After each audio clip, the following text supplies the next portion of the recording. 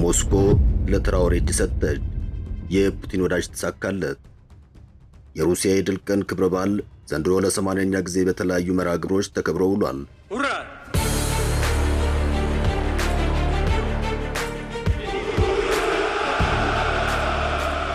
በዩክሬን የድሮን ጥቃት ሙከራና በሩሲያ የተኩስ አቁም ጥሪ የታጀበው የዘንድሮ በዓል በርካታ አዳዲስ እውነቶች ታይተውበታል።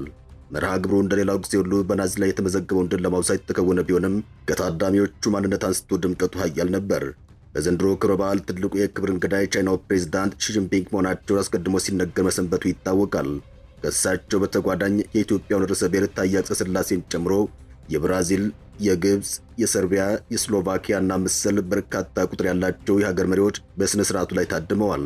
ይሁንና ግን እነዚህን ሁሉ ትላልቅ መሪዎች በተጋበዙበት መድረክ ላይ ወጣቱ የአፍሪካ መሪ ሻምበል ኢብራሂም ትራኦሬ ዋነኛ የትኩረት ማረፊያ ሆኖ ቆይቷል።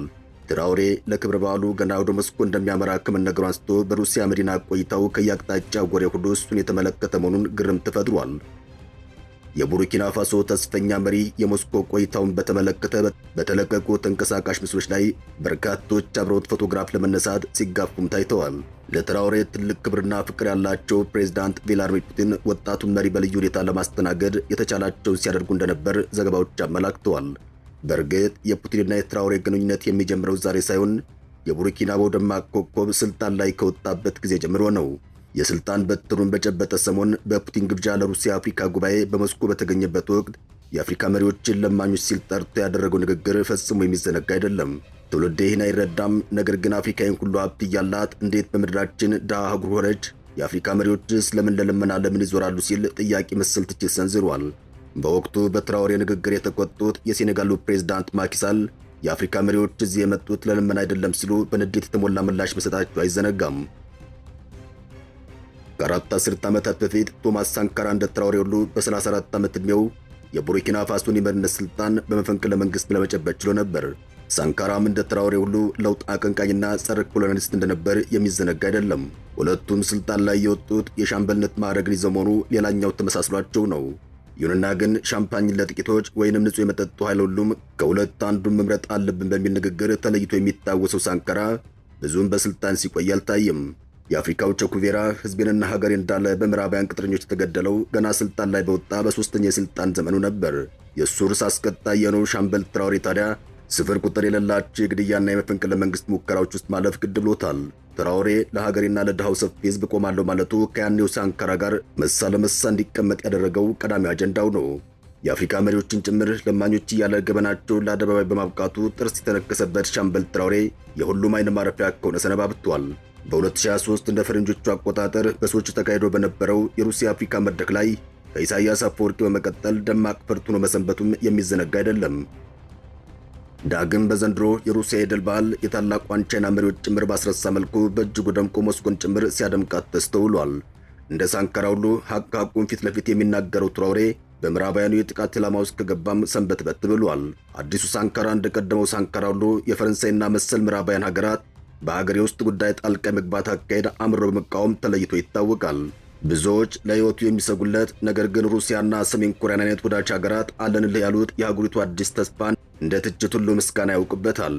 በሩሲያ አፍሪካ ጉባኤ ላይ የሩሲያቸው ላደረጉት መልካም ነገር ሁሉ በአደባባይ ምስጋናውን አቅርቦላቸዋል። ከሁሉም በላይ ገና ወደ ሥልጣን ከመምጣቱ አንስቶ ወደ ሩሲያ ዘመም አካሄድን በመከተሉ ምዕራባውያኑን ከፍተኛ ንዴት ላይ ጣላቸው መሆኑን የሚካድ አይደለም። ትራኦሬ የፖለቲካ ብስለትና በዓለም አቀፍ ግንኙነት ውስጥ የሚከተለው መርህ ከሳንካራ የተለየ እንደሚያደርገው የሚገልጹ አሉ። ሻምበሉ ለበርካታ ጊዜያት የሀገሩን የውጭ ግንኙነት ሂደቶች በተመለከተ ንግግር ሲያደርግ ስልት ባለውና በተጠና መንገድ ነው። ወደ ሥልጣን በመጣበት ሰሞን የእሱ ጎራ ከየት እንደሆነ ሲጠየቅ ፈረንሳይ በውስጥ ጉዳያችን በቀጥታ መሳተፍ እንደማትችል ጠንቅቄ ያውቃለሁ። አሜሪካኖች አሁን ላይ የእኛ አጋር ናቸው፣ ነገር ግን እኛ አሜሪካ ብቻ አይደለንም፣ ከሩሲያ ጋር አጋርነት አለን ሲል አሻሚ በሆነ መልኩ ለከባዱ ጥያቄ ምላሽ ሲሰጥ ተስተውሏል። በወቅቱ የፈረንሳይ ጦር ከማሊ እንዲወጣ ተደርጎ በሩሲያ ቅጥረኛ ሰራዊት ዋግነር የተተካበት ወቅት ነበር። በምዕራባውያን ዘንድ በማሊ የታየው ነገርም በቡርኪና ፋሶ ሊደገም ይችላል የሚል ስጋት የናረበት ጊዜም ነበር።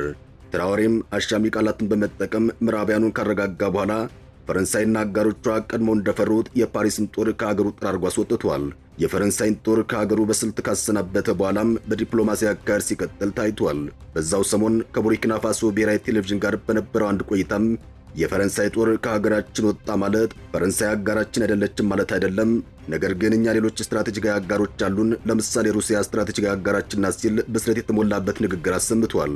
ትራኦሬ ከምዕራባውያን ጋር የፊት ለፊት መካረር ውስጥ ከመግባት ይልቅ እያዘናጋ ከሩሲያ ጋር ያለውን ግንኙነት ይበልጥ ማጠናከር ችሏል።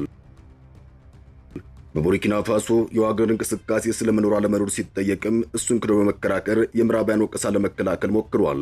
የእኛ ተዋጊዎች ብቻቸውን ናቸው።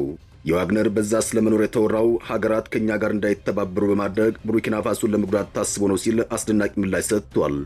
እንደ ሳንካራ ሁሉ ቀይ ወታደራዊ ቆብ ደፍቶ ብቅ ያለው ትራኦሬ ያለፉትን 3 ዓመታት የስልጣን ቆይታው ብዙ መወድስ እንዲቀርብለት አድርጓል። ሌተናል ኮሎኔል ዳምቢያን ፈንቅሎ በወጣትነቱ ስልጣን ከያዘ በኋላ ተጽዕኖ እጅግ እየጎላ መጥቷል። ህዝባዊ አመፅን በማስፋት ከዛም በፈንቅለ መንግስት ስልጣን ላይ የወጣው ትራኦሬም የህዝብ ልጅ መሆኑን ደጋግሞ ሲናገር ቆይቷል።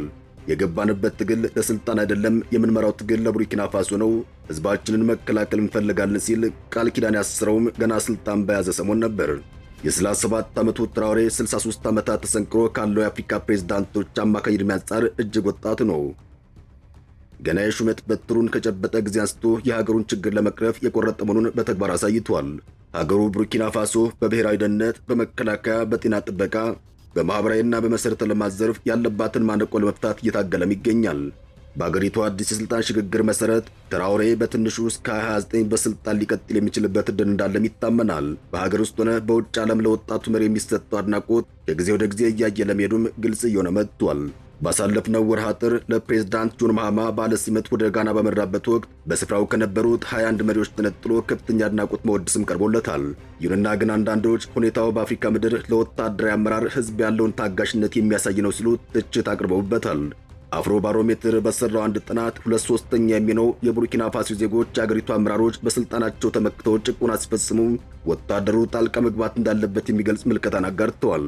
በአገሪቱ በ2012 ለወታደራዊ አመራርነት የነበረው 24 በመቶ የህዝብ ድጋፍ በጥቂት ዓመታት ውስጥ ወደ 66 በመቶ አሻቅቦ መገኘቱን ለማወቅ ተችሏል።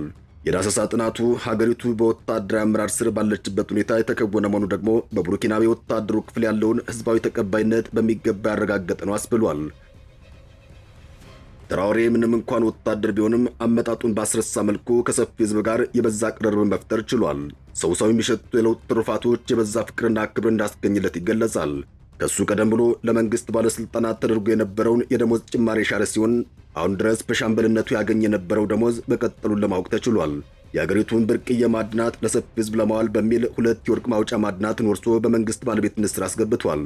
ከዚህ ቀደም ሳይጣራ ወደ አውሮፓ ይላክ የነበረውን የሀገሩን የወርቅ ምርት ሽያጭ ያስቀረ ሲሆን በዓመት 150 ቶን ምርት የሚሰጥ ማዕድን ማጣሪያ አቋቁሟል። እንደ ዕደ ጥበብ የጥጥ ማምረቻ ሂደት እገዛ የሚያደርግ ብሔራዊ የድጋፍ ማዕከል ከማቋቋም አንስቶ በርካታ መልካም ተግባራትን ከውኗል። አዲስ አየር መንገድ የገነባ ሲሆን በትራኦሬ ዘመን የግብርና ዞር ከፍተኛ የመዋዕለ ንዋይ ድጋፍ ለማግኘት ችሏል። ያ ብቻ ሳይሆን መንግስታዊ የመፈጸም ችግር፣ ሙስናና መሰል አስተዳደራዊ ችግሮችን ለማስወገድ ትርጉም ያለው ተግባር ለመከወን እየጣረ ይገኛል።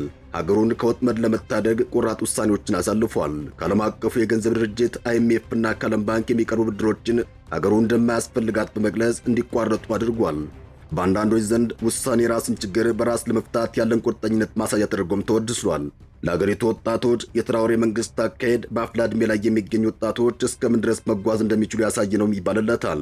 እንደ ብዙዎቹ የአፍሪካ ሀገራት በሚገባ መጠቀም ከተቻለ ቡርኪናቤ ከፍተኛ ሀገራዊ ለውጥ የሚያመጣ የተፈጥሮ ጸጋ ባለቤት መሆኗ ይነገራል። ሀገሪቱ ከፍተኛ የሆነ የወርቅ፣ የዚንክ፣ የመዳብ፣ የማንጋኔዝ፣ የፎስፌትና የኖራ ክምችት ያላት መሆኑን መረጃዎች ያሳያሉ። ይህ በእንዲህ እንዳለ ግን በሀገሪቱ ውስጥ ተጨባጭ ምጣኔ ሀብታዊ ለውጦች መመዝገባቸውን የሚያሳዩ አሃዛዊ ውጤቶች አሉ። የሀገሪቱ ጥቅል ዓመታዊ ምርት በ1990 ከነበረበት $3.2 ቢሊዮን በፈረንጆቹ 23 ወደ $18.3 ቢሊዮን አሻቅቧል። ከድህነት ጠለል በታች የነበረው ህዝብ ቁጥር በተመሳሳይ ጊዜ ከ83 በመቶ ወደ 27.7 በመቶ እንደወረደም ተረጋግጧል። ባለፉት 3 የትራኦሬ የሥልጣን ዓመታት በጥቅል ዓመታዊ ምርቱ ላይ ከ4 ቢሊዮን በላይ ተጨማሪ እድገት መታየቱም ታውቋል። ይሁንና አሁንም የሻምበሉን መንግሥት ከፍተኛ ጥረት የሚፈልጉ በርካታ ፈተናዎች እንዳሉ ይገለጻል። በሰዎች ኑሮ እድገት መለኪያ ቡርኪና ፋሶ ደካማ መሆኗን በሚያሳይ መልኩ ከ193 ሀገራት 185ኛ ደረጃ ላይ ትገኛለች። ዘላቂ የልማት ግቦቹን በማድረግ በኩል ከ167 ሀገራት 149 ላይ ተቀመጠች ሲሆን በብዙ መለኪያዎች ውራ መሆኗ ይገለጻል። ያም ሆኖ ግን የሀገሪቱ ምጣኔ ሀብት ተስፋ ሰጪ ሁኔታ ውስጥ እንደሚገኝ የሚያሳዩ ተጨባጭ ተስፋዎች እንዳሉ ይታመናል። በአንድ መቀመጫውን በአፍሪካ ባደረገ የጥናት ተቋም ሪፖርት መሰረት የሀገሪቱ ምጣኔ ሀብት ከ2025 እስከ 2043 ባለው ጊዜ ውስጥ በ8 በመቶ እንደሚያድግ ግምት ተቀምጧል። በ2043 ከድህነት የሚያወጣቸው የሀገሪቱ ህዝቦች ቁጥር 2.4 ሚሊዮን ብቻ መሆናቸውን ግን የሀገሪቱ መንግስት ፈተና ከባድ እንደሆነ ይመሰክራል። የቡርኪና ፋሶን እድገት በሚገባ መልኩ ለማስቀጠል የፖለቲካ ለመረጋጋት ነውጠኝነትና ደካማ ተቋማዊ ሂደትን ማስወገድ ቀዳሚው ነገር መሆኑ ይገለጻል። የሀገሪቱን 40 በመቶ አካባቢ ከመንግስት ቁጥጥር ውጭ እንዲሆን ያደረገው የሽብርተኝነት አመኬላም መንቀል ይገባል። በተባበሩት መንግስታት የስደተኞች ድርጅት መረጃ መሰረት ከ2 ሚሊዮን በላይ ህዝብ የሀገር ውስጥ ተፈናቃይ እንደሆነ ይገለጻል። የሰብአዊ እርዳታ ፈላጊው ቁጥርም ከ22 እስከ 23 ባለው ጊዜ ብቻ በ35 በመቶ ጭማሪ እንደታየበት ይወሳል። ቡርኪናቤ ለዘላቂ ፖለቲካዊ መረጋጋትና ቅቡልነት ብሎ ምጣኔ ሀብታዊ እድገት ሲባል ወደ ህገ መንግስታዊ የአመራር ሂደት መግባት እንዳለባት ተያይዞ ይገለጻል። እንደዚህ አይነቱ ነገር የመዋለ ንዋይ አፍሳሾች በራስ መተማመን ከፍ በማድረግ የቀጣይ የውጭ ኢንቨስትመንት እንዲጨምር ትልቅ አቅም እንደሚሆን ይታመናል። በመጨረሻም ከዚያው ከቡርኪና ፋሶ የተገኘውን ቶማስ ሳንካራን ጨምሮ በተለያዩ ወቅቶች አፍሪካ ግርማ ሞገስ ያላቸው መሪ ለማብቀል እንደማትቸገር ደጋግማ ማሳየቷን የሚናገሩ በርካቶች ናቸው። ይሁንና ግን አብዛኞቹ በውጭ ኃይሎች ሴራ የመወገድ ዕጣ ፈንታ ሲገጥማቸው፣ ሌሎች ደግሞ ስልጣን ላይ ሲደላደሉ ከያዙት መስመር የማፈንገጥ አካሄድ እንደታየባቸው ይገለጻል። ከዚህ አንጻር ኢብራሂም ትራውሬና የሀገሩ ቡርኪና ፋሶ መጪ ጊዜ ምን ሂደት ሊኖረው ይችላል የሚለውን በተመለከተ ጊዜ መስታወቱ ነው ሁሉንም ነገር ግለጥለጥ አድርጎ በገሃድ የሚያሳየን ይሆናል። አበቃን። ሰናይ ጊዜን ተመኘን።